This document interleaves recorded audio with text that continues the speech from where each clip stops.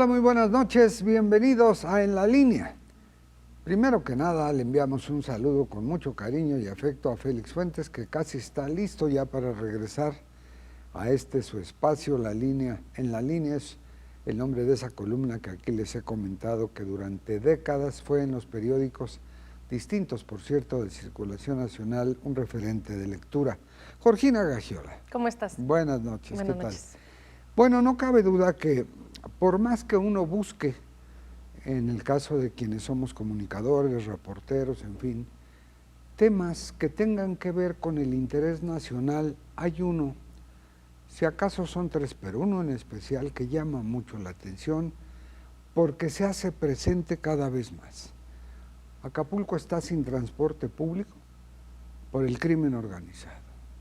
La población afectada por Otis, que tiene y le dan un dinero para reconstruir los materiales de construcción, se los quiere vender el crimen organizado, que es el que paró el transporte público. Joaquín. Así es, bueno, después de todo lo que hemos visto que sucedió en Acapulco, pues ahora el crimen organizado, que también era de esperarse, pues se ha tomado el puerto en términos de pues de toda la reconstrucción que están haciendo y de ahora de vender los materiales y también pues el transporte público, que de por sí es precario en Acapulco. Y bueno, pues lo que estamos viendo son ataques en donde la población civil es quien sufre las consecuencias, ¿no? Totalmente. Quemaron ayer 2 o 3 colectivas en Acapulco, les prendieron fuego porque quisieron dar servicio de transporte. Pero también en ese panorama, han enviado cientos de soldados a Acapulco para reforzar la seguridad y como los chipotes, ¿verdad?, de una llanta muy maltratada salen, como esto de los materiales de construcción que quiere vender el crimen organizado o paralizar el transporte, porque de veras se apoderaron, como bien señalas, de Acapulco, en todos los sentidos. Digo, si hay turismo que va con una fidelidad enorme al puerto, pues también a tirones los restaurantes se empiezan a recuperar y falta que les cobren derecho de piso. Vamos como si fuera una ínsula del crimen organizado. Pues sí, desafortunadamente creo que es consecuencia también de esta política federal de proteger a los delincuentes, de no hacer nada al respecto.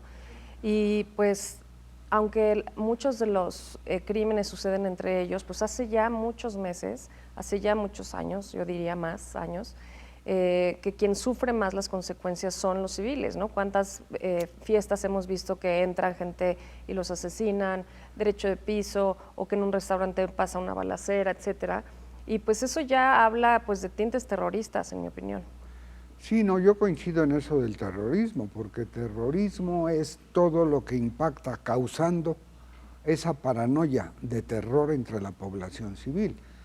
Y parece mentira, pero no es que uno se acostumbre, pero se va volviendo panorama cotidiano, que si en Tamaulipas esto, que si en Puebla el otro, que si en Querétaro encuentran 9 cadáveres, que eran de Hidalgo porque eran huachicoleros, que si encuentran restos humanos en Jalisco, o sea, va siendo una radiografía llena de manchas, ¿no?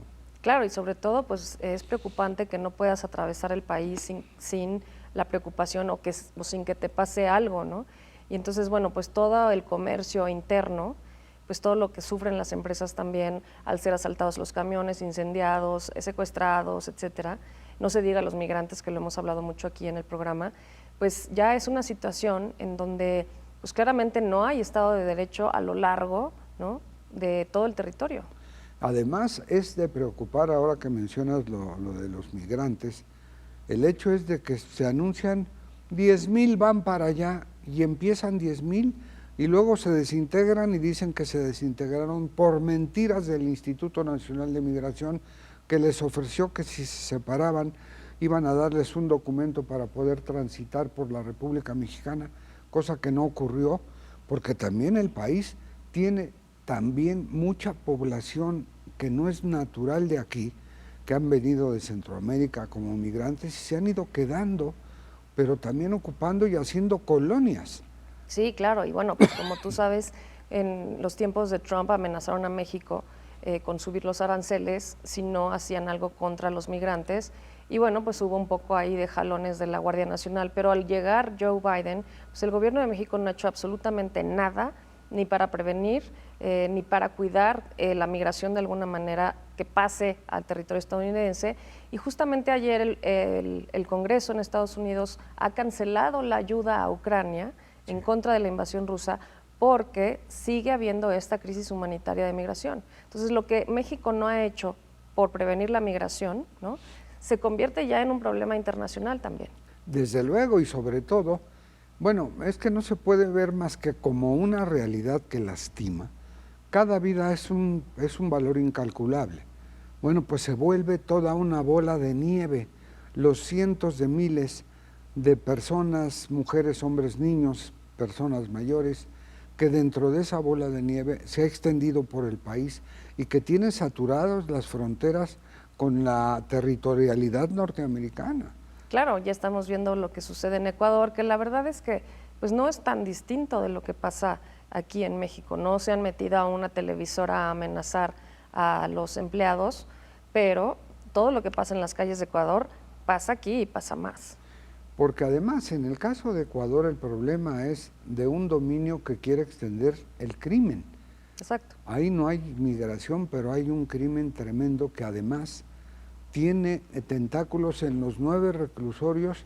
Han tenido que sacar a 2,000 reos en shorts hincados como si fueran combustibles que se usaban para el baño, formados con las manos a la nuca, para ver quiénes son de bandas, quiénes son de pandillas. Y ha dicho el secretario de la Defensa en el Ecuador que son objetivos militares, ya no es el trato de que los vamos a detener. Objetivo militar es acabar con quien es el enemigo en ese momento. No, y menciono lo de Ecuador porque Ecuador hace muchos años que también exporta, digamos, a muchísimos migrantes y bueno, pues ahora con esta crisis pues seguirá siendo Ecuador uno de los países que más migrantes tiene, ¿no? Desafortunadamente que tienen que abandonar su país y que recorren Centroamérica en busca de pues llegar a Estados Unidos, y muchos de ellos también, hay una gran población de ecuatorianos en España, ¿no? Entonces, bueno, pues esta migración hacia buscar un poco de vida, yo te diría, ni siquiera una mejor vida, ¿no? Un poco de vida. Sobrevivir, ¿verdad? Pues es algo que vivimos en nuestro país y que está mezclado también con el crimen organizado y a lo que nos enfrentamos ahora todos bien, los días. En el caso de la migración internacional, bueno, pues dicen que el Mediterráneo es la tumba de miles de personas que se van en unas embarcaciones muy frágiles, sobrecargadas, que se hunden, y hay mucho fallecido, ahogado en esas aguas cuando llegan las embarcaciones a tratar de rescatar, porque eso no para.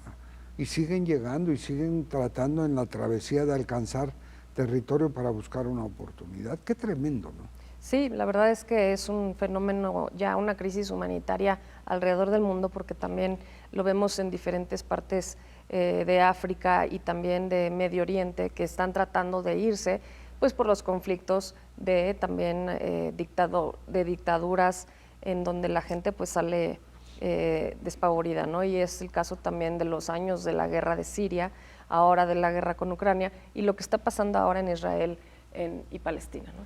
Cierto, además, en el caso de Israel y Gaza, en la franja de Gaza, con esa lucha contra la guerrilla de Hezbollah, tiene que ver ahora con acusaciones de genocidio de Israel que el propio primer ministro Netanyahu desmiente. Dice que se lo atribuyen o lo acusan para desprestigiar una lucha que es genuinamente en defensa de lo que el peor ataque después del Holocausto, así lo menciona Netanyahu, ocurrió por culpa de los guerrilleros fundamentalistas, ¿no? Pues mientras sigan todos estos conflictos y conflictos de tipo pues racial, ¿no? Religioso, y lo que vemos en México, un ejemplo es el crimen organizado, como en diferentes países está organizado para explotar a los civiles, porque no explota a los militares. O sea, el crimen organizado ataca a los civiles, pues difícilmente sin una estrategia del gobierno pues difícilmente podrán cambiar las circunstancias a algo mejor, sino para peor. Además, por ejemplo, en Ecuador se viene a conocer que hay tentáculos del crimen organizado de cárteles mexicanos. Sí, claro. Sí. Presencia allá. Y es que pareciera una tarea inagotable querer envenenar con la droga, porque el famoso fentanilo también ya se hizo de una mención común, porque decir marihuana, cocaína, heroína y todo lo que tiene que ver con esos opioides y sobre todo el daño que generan, pues es como ya citar un dato que tiene que incluirse en todo lo que tiene en presencia el crimen organizado. Así es, y bueno, y también creo que pues en términos de salud, ¿no? En el sector salud, pues cómo combatir estas adicciones o ya ni siquiera combatirlas, cómo ayudar a la gente a sobrevivir después de una adicción. Sobre todo que se entienda muy claramente que el mundo tiene, como en las caricaturas donde ponen al mundo con una manta, o digo, una que le sujeta las muelas y tiene un parche. Así vemos al mundo y que ojalá pueda superarlo y que sea la realidad distinta, poniendo todos de su parte, porque parece que los gobiernos no logran su cometido. Se nos acabó el tiempo, Georgina, buenas noches. Lo esperamos la próxima semana aquí en La Línea. Reiteramos nuestro deseo de la reintegración a su espacio de Félix Fuentes Medina. Buenas noches y muchas gracias. Buenas noches.